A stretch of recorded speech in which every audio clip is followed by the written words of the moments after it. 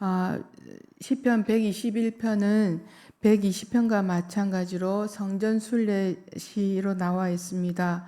마찬가지로 저자나 시기가 확인되지 않는 시로 나와 있는데, 이스라엘 역사 속에서 전투나 전쟁은 주로 산에서 벌어지는 것을 고려한다면 왕이 부르는 노래가 아닌가 합니다.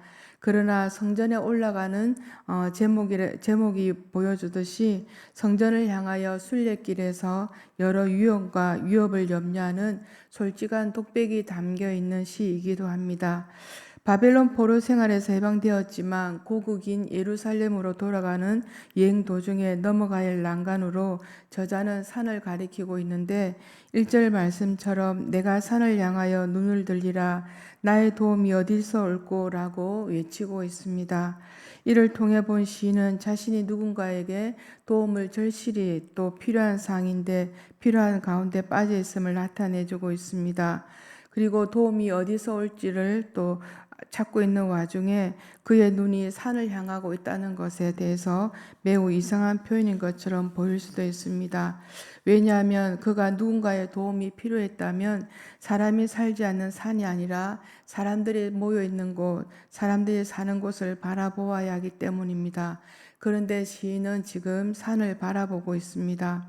히브리인들에게 불변성과 영혼성을 상징하는 것이 바로 산을 나타내는데, 하나님의 보좌가 있는 거룩한 산, 시온을 의미하는 말로 사용되기도 합니다.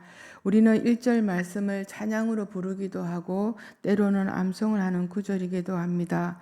우리가 말씀을 통해 생각하게 되는 것이 바로 산의 이미지가 아닌가 합니다. 여기서 산이란 하나님을 가리키는 상징적인 표현인데, 왜 하필 시인은 많은 산물 가운데서 산으로 하나님을 표현하였을까입니다. 그것은 산의 변하지 않는 특징과 무관하지 않는 것이 아무리 많은 시간이 흘러도 산은 변함이 없다는 것입니다. 그 안에 자라난 식물과 동물들은 계절에 따라서 그 모양과 색깔도 달라지지만 산 자체는 결코 변하지 않는 것입니다.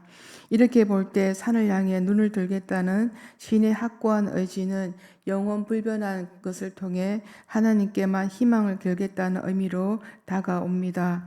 세상의 사람들은 어려움과 위기 가운데 있으면 자신을 도와줄 도움의 존재를 찾기에 급급합니다. 아무리 세상에 권력과 권세가 있다 하더라도 어느 한순간에 무너지면 그것만큼 허망한 것이 없는 것입니다. 사람들은 자신을 구원해주고 도와줄 리가 있다고 생각해서 땅을 향해 끊임없이 두리번거리지만 그 안에서 발견하는 것은 오직 절망과 슬픔뿐입니다. 성도는 위기의 순간에 오직 하나님만 바라볼 수 있어야 함을 고백합니다. 위기의 순간에 바라볼 수 있는 분이 우리에게 있다는 사실만으로도 우리는 절망에서 희망으로 나아갈 수 있습니다. 살다 보면 뜻하지 않는 어려움들이 우리에게 닥쳐옵니다. 그럴 때마다 우리가 바라볼 수 있는 하나님, 도움을 구할 수 있는 하나님이 계시기에 우리는 어려움에서 일어나게 됩니다. 그동안 우리가 하나님과 친밀한 관계 속에서 기도하며 또 마음을 들여왔습니다. 그럴 때 우리는 내가 어려움에 처했을 때, 내가 산을 향하여 나의 도움이 어디서 올 거라고 부르짖을 때 그 기도의 절규는 하나님의 마음을 더 강하게 두드릴 것을 고백합니다. 성경은 우리에게 이렇게 말씀해 줍니다. 기인들을 의지하지 말며 도울 힘이 없는 인생을 의지하지 말지니 그의 호흡이 끊어지며 흙으로 돌아가서 그날에 그의 생각이 소멸하리라고 시편은 우리에게 말씀해 줍니다. 성경은 하나님이 어떠한 분인가를 말씀해 주실 때 어제나 오늘이나 동일하고 또 변함이 있어서도 심지어 회전하는 그림자도 없다라고 우리에게 증거해 주고 있습니다. 이렇게 변함없는 분을 우리는 바라보아야 하는데, 하나님을 의지한다고 하였지만 마음을 자세히 들여다보면 하나님보다도 더 중히 여기는 것들을 우리 마음 안에 채워져 있다는 것입니다.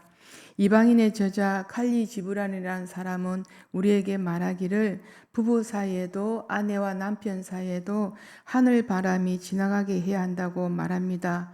여기서 하늘 바람이란 하나님을 말씀하는데 하나님을 통하여 남편을 바라보고 하나님을 통하여 아내를 바라보아야 하는데 서로가 서로를 맞대어 있다가 어느 한쪽이 힘이 없고 어느 날 갑자기 쓰러지게 되면 함께 기대어 있던 아내도 남편도 쓰러진다는 것입니다.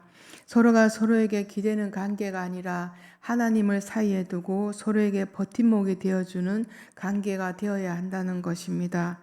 우리 모두에게 구원의 은혜가 각 개인에게 주어져 있습니다. 아무리 나 자신이 믿음이 좋다고 하여도 내 아내, 내 남편, 내 가족을 구원하는 것은 아닙니다. 하나님 앞에 우리 자신이 홀로 믿음에 굳게 서지 않으면 사랑하는 사람들을 주께로 인도할 수가 없습니다. 세상 바라보지 않고 사람 의지 않고 나의 도움의 근원 되신 분이 하나님이심을 알고 우리는 흔들리지 않는 믿음이 우리 안에 담겨 있어야 합니다. 하나님께서는 우리를 향하신 마음이 어제나 오늘이나 동일하신 것처럼 우리 또한 하나님을 향한 마음에는 변함이 없어야 합니다. 주 예수를 믿어라 그리하면 너와 내 집이 구원을 얻는다고 우리에게 말씀해 주십니다. 우리 모두가 주 예수를 믿을 때 우리 안에 하나님으로부터 부여받는 생명이 있습니다. 생명이 있는 곳에는 싹이 있듯이 하늘로부터 주어진 생명이 있는 사람은 그 생명을 함께 나누고자 하십니다. 함께 나눌 때 구원의 은혜, 구원의 역사는 나로 말미암아 이루어져 갈 것입니다. 그러한 은혜가 우리 모두에게 있기를 기원드립니다.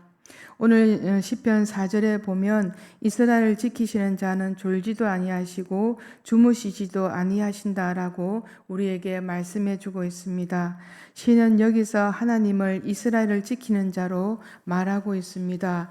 마치 성을 지키는 파수꾼처럼 하나님께서는 이스라엘을 눈동자처럼 지키시며 보호하신다는 말씀입니다. 사실 졸음이나 잠은 인간에게 없어서는 안 될 중요한 것입니다. 잠은 우리에게 인체에 적절한 휴식과 회복을 주기도 합니다. 그렇기 때문에 잠을 자지 못하면 피로가 쌓여서 인체에 치명적인 영향을 미치기도 합니다. 그런데 문제는 파수꾼과 잠은 결코 같이 해서는 안 되는 상극이라는 사실입니다. 파수꾼이 졸거나 잠을 잔다는 것은 매우 위험한 것으로 결코 있어서는 안 되는 일입니다. 왜냐하면 파수꾼이 잠들었다는 것은 이미 도둑들에 대한 경계망에 구멍이 뚫렸다는 것을 의미하기 때문입니다. 이스라엘을 지키시는 하나님께서 인간 파수꾼처럼 어떤 순간에도 졸거나 주무시지 아니하시고 24시간을 불꽃 같은 눈으로 살피시며 지키시는 분이라고 우리에게 말씀해 주고 있습니다. 이러한 사실을 우리는 느끼며 살아야 하는데 때로는 그러한 사실을 잊고 살 때가 더 많은 것 같습니다. 하나님은 우리를 끊임없이 지켜주고 계시는데 우리는 스스로가 하나님을 바라보지 못하고 문제 앞에서 걱정근심을 송두리째 안고 살아갈 때가 더 많은 것 같습니다. 오늘 우리가 함께 읽은 5절 6절을 보면 여호와께서 내 우편에서 내 그늘이 되시나니 낮의 해가 너를 상치 아니하고 밤의 달도 너를 해치 아니하리로다 라고 우리에게 말씀해 주고 있습니다. 여기서 우편에 해당하는 원어는 오른손을 뜻하는 말로서 매우 강한 능력을 상징하고 있는데 오늘 또 그늘이란 말은 사막에 있는 팔레스타인 지방의 장렬하는 햇볕을 피할 수 있는 유일한 휴식처로 보호를 상징하는 말로 나옵니다. 팔레스타인 사막 휴기가 가지는 특성상 낮에 장렬한 태양만큼이나 밤에도 급격하는 냉각되는 기온은 여행자들에게 또 다른 고역으로 다가오기도 합니다. 결국 시인은 이러한 낮과 밤의 위협에서 우리를 안전하게 지킬 수 있는 것은 오늘 그늘 대신 하나님께로 피하는 것임을 우리에게 말하고 있습니다. 하나님이 도우실 수 없는 일은 우리 앞에 존재하지 않는 것처럼 모든 상황 속에서 하나님께 구원받는 우리를 가장 선한 길로, 좋은 길로 인도해 주십니다. 혹 지금 처한 사항이 어찌할 수 없는 사항이라면 가슴 답답하고 어디를 둘러봐도 막막함이 느껴진다면 지나온 시간들을 우리가 다시 한번 되짚어 보면 믿음을 향한 마음의 눈을 뜨게 됩니다. 지나온 시간 속에 하나님의 손길과 도움이 우리에게 분명히 있었습니다. 세심하게 다가와 함께 하셨는데 우리 모두는 당장 이루어지지 않는다고 하여서 하나님의 손길을 무심하게 지나쳐 버리지는 않았는지 돌아보게 됩니다. 한치도 내다볼 수 없는 현실 앞에 우리의 믿음이 때로는 흔들릴 때가 많이 있습니다. 급변한 세상 속에 우리에게 안겨주는 평안은 없지만 우리가 살아갈 수 있는 환경 속에 하나님은 언제나 함께 동일하게 함께하고 계십니다. 오늘 우리가 함께 읽은 7절 말씀에 모든 환난을 면케하시며 라는 말씀이 있는데 이것을 문자적으로 해석하면 모든 행악자들로부터 보존하신다라는 말씀이 됩니다. 단순히 아무런 어려움도 겪지 않고 탄탄대로로 걸어간다는 뜻이 아니라 어떠한 상황 속에서도 사막의 음침한 골짜기를 가면서도 두려워하거나 낭망하거나 그렇지 않고 종래 승리하고 만다는 적극적인 의미를 담고 있습니다. 하나님 앞에 살면서 절대적으로 우리는 안전합니다. 왜냐하면 하나님은 우리가 환난을 당할 때 결코 우리를 내버려 두지 않는다는 분임을 우리가 알고 있습니다. 급변하게 변해가는 세상 소리에 우리 마음이 많이 흔들릴 때가 있습니다. 사람들은 나를 몰라주고 사람들은 나를 외면해도 나를 지금까지 택하고 인도하신 하나님만큼은 우리를 결코 그렇게 내버려 두지 않습니다.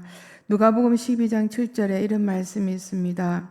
너희에게는 오히려 머리털까지도 다 세신 바 되었나니 두려워하지 말라. 너희는 많은 참새보다 귀하니라. 우리의 머리털도 다 세신 바 되신다고 말씀하신 하나님께서 우리를 너무 세밀하게 잘 아신다는 뜻이 아닐까 합니다. 하나님의 허락 없이는 심지어 날아가는 새 한 마리도 땅에 떨어지지 않는다고 우리에게 말씀해 줍니다. 그러니 우리가 살아갈 때 제발 두려워하지 말고 또 놀라지 말고 또 담대히 세상을 살아가라고 말씀합니다. 그 하나님께서 우리의 영혼을 지켜주시겠다고 약속해 주십니다. 우리는 어느 순간에도 우리를 지켜주신 하나님을 망각하지 않는 우리 자신이 되어야 합니다. 마지막 절에 여호와께서 너의 출입을 지금부터 영혼까지 지키시리로다 라는 말씀이 거듭 반복해서 나옵니다. 반복적인 표현을 통해 하나님의 보호하심을 말하고 있는 것에는 무엇보다도 하나님의 보호하심 속에 완전성을 표현하고 있는 것입니다. 하나님의 보호를 거듭 말하고 있는데 우리의 인생 가운데 아무리 강조해도 지나치지 않을 만큼 중요하다는 사실입니다. 하나님의 인도와 보호하심을 명백히 경험함에도 불구하고 언제나 환경이 나아지면 형편에 여유가 생기면 그때 가졌던 그 마음이 우리는 사라진다는 것입니다. 이스라엘 백성들의 모습을 통해 우리는 얼마든지 홍해를 건너고 나면 주어진 현실에 만족하지 못하고 마라라는 곳에 이르면 물이 써서 마실 수 없음을 불평하게 됩니다. 세상은 나를 보호해 주지 않습니다. 사람들은 나를 바라봐 주지 않습니다. 언제든지 변하고 돌아설 수 있는 것이 세상이고 사람입니다. 그래서 시인은 산을 향하여 눈을 돌리고 있는 것입니다. 하나님의 임재의 상징인 처소인 성전이 있는 시온산을 말하고 있는데 하나님을 바라봄으로 결코 실족하지 않고 상치 않으며 해로움이나 또 환난에서 보존되는 은혜가 있다는 것입니다. 믿음의 눈을 열어 하나님을 바라보시는 우리 모두가 되시기를 고백합니다. 세상의 몰라주고 사람들은 나를 향하여 등을 돌린다 하여도 하나님을 향한 우리의 중심이 변하지 않는다면 때가 되매 환경은 변하고 또 우리 모두가 그 환경 가운데서 이겨나가고 지켜주시는 하나님의 계심을 우리 모두가 믿으시기를 기원드립니다. 그 하나님을 바라볼 때 우리는 결코 부끄럽지 않은 삶을 살 수 있습니다. 오늘도 주어진 삶을 살아갈 때 하나님께서 우리 안에 임재하셔서 우리의 삶을 살아갈 수 있게 해달라고 고백할 때 오늘도 이 한날 우리가 살아갈 때 헛되지 않는 삶을 살 것이라고 고백드립니다.